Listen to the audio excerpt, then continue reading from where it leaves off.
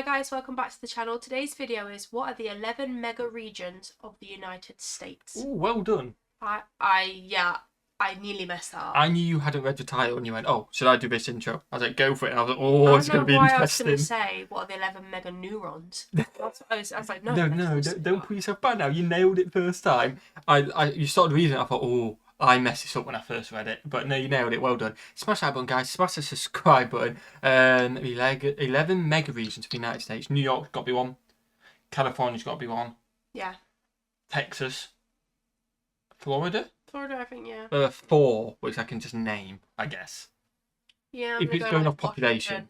Oh, Washington maybe. What, DC or Washington? No, that's not. I don't know. Yeah, because DC's small, isn't it? Chicago, maybe Illinois. But then if it's a mega region, it's powerful. Washington, DC. Yeah. Smash that button. We're going to find out. Smash the subscribe button as well, you absolute legends. If you're enjoying this content, what should I do? Like and subscribe. We would really appreciate it. And also, my hair's not greasy, it's wet. I just feel like I need to say that. The first thing when we sat down, he was like, yeah, my hair's a bit greasy. My hair looks a bit greasy, but it's just wet. It's just wet. I swear to God, I wash my hair. Right, are you ready? Yeah, I'm ready. What are the 11 mega regions of the United States? What we got? I have a video coming up soon about the mega region that Portugal is beginning to form, stretching along the country's coast and practically connecting Lisbon and Porto through suburban areas. As an example, in that video, I mentioned other mega regions throughout the world, many of which being in the US. There's 11 of them, and within them live a crazy 78% of the US total population. That's a lot. That's almost 260 million people. So in this video, we're going to take a look at those. Wait, what? No. Million people. So in this video, Cascadia. Yeah, that's not Washington. That's Cascadia. But is that not part of the state of Washington? Ignore that. It's Cascadia. Nah, because that goes into Oregon a little bit. Cascadia. I'm really confused by these names, by the way. Cascadia. I didn't realise it was called Cascadia over there. Oh, were you a bit confused about Northern California, Southern California? No, I got that one. Florida. One. I think I've heard of the Gulf Coast as well. I've heard of that, but I actually thought the Gulf Coast. Well, no, the Gulf Coast of Mexico, isn't it? Yeah. That's the little bay, isn't it? But that's not Mexico. No. But it's the Gulf Coast of Mexico because this is like the sea. Yeah, I suppose. I'm guessing it carries around. I don't know. I honestly don't know. Florida, obviously, we've heard Great of. Lakes, obviously. Piedmont Atlantic. Never heard of that. I thought the Great Lakes was in Utah. You know, because the Great Salt Lake. Yeah, Salt Lake that was City. The Great Lakes. No, that's like Salt Lake City, isn't it? But I suppose there is massive lakes up there, so that makes sense why it's Great Lakes. Front Range, ever heard of? Texas Triangle. It's not even. It covers 2 parts. It's not even a triangle. The second one. It's so weird. Just never seen this before. Let us know. I assume you guys have heard of all these. We're going to take a look at those. General knowledge is linked in the description, by the way, as always. First, as a reminder, what is a megaregion? A megaregion, also called a megalopolis or supercity, is a set of metropolitan areas which are perceived as a continuous urban segment because they grow so much that they reach into each other. People from each can work and or live in neighboring connected cities, and so they consequently share systems of transportation, an economy, resources, and many other things. Makes sense. It's interesting because its predecessor, metropolis, referred precisely to a similar thing, but at a smaller scale. The 1832 definition describes its meaning as a very large, heavily populated urban complex. While a metropolis perhaps connects smaller urban areas into a big one, a megalopolis connects several metropolises themselves together. And this happens a lot across the United States. This fantastic map, which due to not being available in vector format, I had to recreate manually for the thumbnail of the video, shows us which they are, each a colored group, as well as their respective populations, how big the circles within them are. Some areas such as Florida's or Texas are contained within their own states, but most of them cross state borders into their neighbors, such as the Great Lakes or the Northeast, with some even crossing international borders like Cascadia in the Pacific Northwest, reaching into Canada, or the Gulf Coast and the Mexican Gulf, reaching into Mexico itself. So first let's go through the map and list out these megaregions of the US, learning where they are, and then we will learn a little more about each of them. Let's start it alphabetically since we need an order. First, here in blue in the south within the state of Arizona, we have the adequately called Arizona Sun Corridor, which briefly extends into Mexico. Then the Cascadia megaregion, which according to this map includes these very distant cities in I feel like Cascadia National Park is what pops in my head. think you're thinking of Arcadia National Park. Maybe. I've got like, do you know the AI videos we've done? Well, it's not AI voices, but it's like a voice. It's like, welcome to Cascadia National Park. And it's like, I keep thinking this of, park is amazing, which it normally is. I keep thinking of Cascadia, the one that sings Truly Madly Deeply. Wait, what? You know, every time we touch that song. Well, The feeling. Cascada is by Cascadia. Cascadia. Okay. Cascadia. I don't think it's don't know. Cascadia. I don't know. It might be. Maybe they name the band Thinking of this about them area. anyway. Where did this go? neighboring interior states, but excludes others like Boise in Idaho. We'll learn more about why and what's included in each further ahead. This one includes Washington's coast, as well as the northern coast of Oregon, and stretches into Canada too, with Vancouver and Victoria. Next, we have the Florida megaregion, which does not cover the entire state, excluding the Panhandle and several mostly rural counties to its east, but almost all of the entire state is included.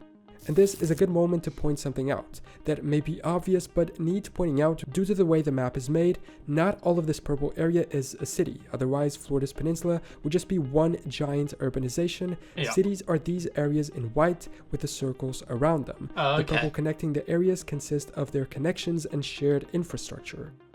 After that, in the western USA, we have the Front Range megaregion, which stretches across 3 states. Vertically, the northern end of this megaregion starts in the Colorado Wyoming area and moves down along the eastern face of the Rocky Mountains to the range's southernmost extent in New Mexico, incorporating the Santa Fe and Albuquerque metropolitan areas. Moving to one of the biggest megaregions in the US and the world, we have the Great Lakes megaregion, which extends into Canada as well. In fact, this area of Canada is the most populous in the country, with half of its population living there. Within the US, it is that like includes Toronto, Wisconsin. though, isn't it? I think Ontario's there. Okay, it makes sense. I mean, I do know like because most of Canada's inhabitable anyway. Yeah, I think like 90% live on the border, and obviously most of them live there. Illinois, Indiana, Ohio, and Michigan, but also stretches into Pennsylvania, western New York, and even small parts of Kentucky, Missouri, Iowa, or Minnesota. Back in the south, the Gulf Coast megaregion covers precisely most of the US's Mexican Gulf Coast and southern coast, reaching into northeast Mexico. It covers the entirety of the coastal areas of Texas, Louisiana, Alabama, and Mississippi, even reaching slightly into Florida's Panhandle. It's also the only case where 2 megaregions intersect in Houston, Texas, which belongs to both. It intersects precisely with the Texas Triangle, which forms a triangle, and for some reason includes the geographically detached Oklahoma City Tulsa Metropolitan Corridor in Oklahoma. And next we have the Northeast megaregion, the United States' original megalopolis. Since it was the first one, it's sometimes called the Boston-Washington Corridor because it stretches from Massachusetts through New York City to Philadelphia, Baltimore, and Washington, D.C. Okay. Moving to the west coast, there's the Northern California megaregion around San Francisco, San Jose, and Sacramento, which slightly stretches into Nevada by including their portion of Lake Tahoe. California has another megaregion in the south, the last on our list here, called precisely the Southern California megaregion. Bigger than they're the easiest names to remember, aren't they? The Northern and Southern California ones. Pretty easy, but I guess if your state's not populated in the top, then it... No, it makes sense, definitely.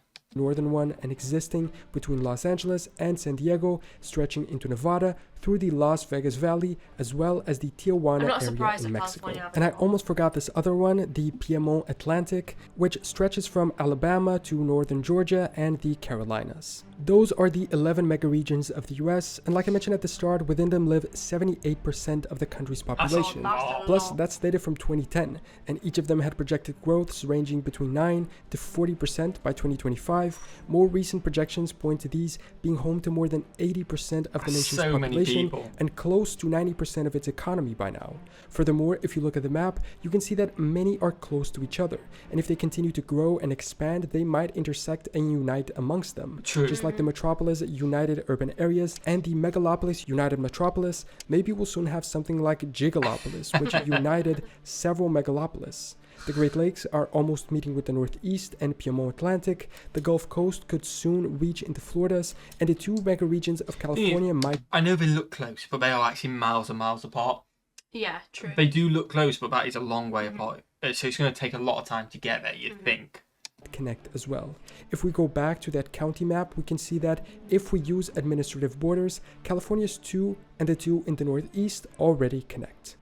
So now let's learn Okay. a little about each of them individually. The Arizona Sun Corridor had 5.5 million people in 2010. Its 2040 projection is for that value to double to 10 million. Wow. It is comparable to the whole state of Indiana in both size and population, which opens up the argument of whether or not a border readjustment should be made, so that these urban centers become their own states and have proportional congressional representation. Oh, that's going to be chaos if it changes that then. Do you know what I mean? It's kind of like the whole going to a metric system or not. People go, oh, just change the metric system. Well, no, because you've got to change everything. It's not Everything's easy. imperial. Surely changing the states like that is going to change so much things. So much legislation needs changing. Do you know what I mean? Surely that's not good. Again, let us know what you Sure, guys that think won't in the happen. comments below, but surely not. Its population is composed of 5 metropolitan areas: Phoenix, Tucson, Prescott, Tucson, Sierra I like Vista the song Douglas, about that. and Nogales. This additional map from the RPA's report itself shows us the counties that belong to each megaregion, which provides a more precise view of their boundaries. Cascadia, also known as the Pacific Northwest, exists between the Pacific Ocean and the Rocky Mountains, roughly. Its population was 12.4 Rocky million Mountains, in I'm thinking 2010, of. and the Pardon? It's not Cascadia Mountains. What is it? Rocky. Ah, that makes might sense. be Oh, I've heard Rocky Rocky Mountains. But maybe, you don't doubt yourself, it made me think. Again, let us know in the comments. projection for 2025 is 13.5 million, which is 4% of the country's total. It includes the cities of Abbotsford, Eugene, Portland, Salem, Seattle, Tacoma, Spokane, Vancouver, and Victoria, the last two being in Canada. This zoomed-in map shows us how, despite there being large population concentrations within the city themselves, there's no contiguous mega-urban connection between them, just patches of urbanization Yeah, it and doesn't joint just infrastructures continuous. as a result of their close proximity. Florida's is essentially the whole state minus the panhandle. Its projected population for 2025 is 21.5 million So people, many people. which would equate to 6.4% of the country. The reason why it doesn't expand into the panhandle is interesting and speaks to the cultural difference that exists between these regions. Alabama has throughout history claimed Florida's panhandle as its own due to cultural proximity. Florida Okay. is the only state, perhaps along with New Jersey, where the vast majority or even entirety of their territory is within a megalopolis region. The Front Range, also known as the Southern Rocky Mountain Front, has a population of 5.5 million people, That's beautiful. according to the latest data, 1.6% of the US total. There's not much to say about it. They are a set of large cities, united by railway and highways, and they interact closely in their daily life and economy. Okay. The Great Lakes are next, and they're Massive really just area. a gigantic region. In 2010, they had 55.5 million people, and the 2025 projection was 60 million, but now in 2024, they already surpassed it and are at a wow. whopping 85 million inhabitants. That's a quarter, 25% of the entire population of the US. That's so many people. We'll see you guys in a second. However, this number goes down if you limit the count to those that live in the direct basin or coastline of the lakes themselves, 35 million, but the Still a defined lot. megaregions extend far past that. Its largest metropolitan area is Chicago, with around 10 million people, but the largest city is actually outside the US, in Toronto, Canada, at You said- 2.8 million. Speaking of percentages, as a fun fact, the 5 Great Lakes that give the region its name contain 1/5 of the world's surface fresh water. Wow. In the Gulf Coast megaregion, lot the of fresh projection water. for Yeah. 2025 is 16 million, almost 5% of the national total. It's hard to find exact counts because when you search for the Gulf Coast, you get the addition of the entirety of all states that have their coast there, not Oh, yeah. necessarily the megaregion. Northern and Southern California's megaregions have a total of 12.5 and 23.7 million people, respectively, 3.7% and 7% of the US total, respectively, too. In the North, in 2018, the region had a Comments, local GDP of 1.2 trillion, 6% of the country's national GDP. In the South, the counties of Los Angeles, San Diego, Orange, Riverside, and San Bernardino are the 5 most populous, also in the entire state, and being among the top 15 most populous in the US overall. PMO Atlantic includes the Atlanta, Birmingham, Charlotte, Memphis, Nashville, Raleigh-Durham, and Greensboro-Winston-Salem High Point metropolitan areas, Okay. containing 12% of the country's population. It's currently the fastest growing megaregion in the US, Oh, wow. which is creating problems due to its unprepared infrastructure. They are a subset of the culture of the southern United States, and mainly a combination of the cultures of Georgia and North Carolina, as these two states have the greatest populations of the region, which brings about an interesting topic of how certain states' cultures might begin to merge, prioritizing those that are most relevant within the megaregions. True, like I Moving say, to the yeah, North- if that region starts coming together and together, whose culture's going to take over? Yeah, true. it's just going to True. be a random thing, and then I suppose the more dominant one might, you know what I mean? Yeah. East Atlantic coast, we have the Northeast megaregion. It extends from Massachusetts in the north to Washington, D.C. in the south, going through and connecting many of the U.S.'s most populated cities, such as New York City, Philadelphia, and Baltimore. 2010 figures pointed to already 50 million living there, over 17% of the country's total, in an area that is equivalent to under 2% of the total territory. Many people in this megaregion live in one city and work in another due to the close connections between them. And the costs. And finally, the Texas Triangle. It contains the state's 4 largest cities: Austin, Dallas-Fort Worth, Houston, and San Antonio. Oh, we're going to 2 of them. Yep. We are. We're going to the triangle. Its 2020 population estimate was 20.8 million, 6.2% of the country. Interestingly, the Texas Triangle can be considered one of the more politically left-wing areas in Texas due to the anchoring cities and the fact that urban centers tend to lean more Democrat in recent elections. In addition to these, there are also other major cities and major urban areas that aren't considered megaregions by the Regional Plan Association, who made the map they used here. They are the American Southwest around El Paso in Texas, Hawaii around Honolulu and its suburbs, Kansas around Wichita, Missouri around Springfield, the Mississippi Valley across many states that the river travels through, Kentucky connecting Lexington, Fayette, Richmond, and Frankfort, and the South Atlantic coast, as well as upstate New York. Why they were left out is unclear, but the obvious reasons would be that they aren't big enough or that they're a large set of urban regions, but without the same type of shared infrastructure or common policies. That makes sense. So, those are the megaregions of the United States. Do you live in any of them? Have you ever visited? And what do you Let us know in the comments. We're going to visit 2 of the cities. Yep. Only one. We're visiting 2 megaregions. We're visiting 3. 3. Northern California, Southern California, and the Texas Triangle. So we'll let you know how they are. Maybe we'll do a video on the differences between the megaregions. Yeah. Smash that button, guys. Smash the subscribe button. We heard Archie murmuring in the back then just a second, so we're going to go and check on him. That was good, wasn't it? It was interesting. Yeah, really interesting. Learned something new. New names for places which I had not heard of before as well. So something new, which is always fun. Let us know what you guys think in the comments below. And what should we do? Have a fantastic day. And we'll see you legends in the next one. Peace.